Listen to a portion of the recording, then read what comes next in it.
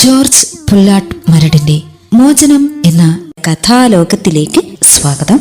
നിർവഹണം റസിയ മുട്ടിൽ.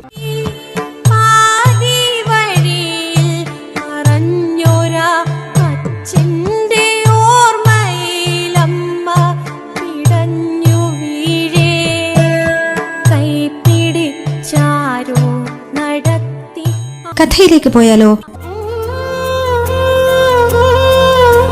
ഏറെ നേരത്തെ കൂടിയാലോചനയ്ക്ക് ശേഷം വില്യംസ് പറഞ്ഞു, നാളെ നമ്മള് മോട്ടുവിനെ ഐലൻഡിൽ കൊണ്ടുവിടുന്നു. പുലര് മുൻപേ പോകണം. ഗ്ലോറിയ പറഞ്ഞു.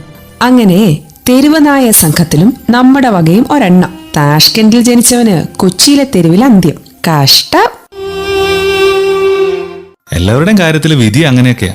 നമ്മുടെ കാര്യത്തിലും. അയ്യോ വേണ്ട ഡാഡി, മോട്ടൂന് ഞാൻ നോക്കിക്കോളാം.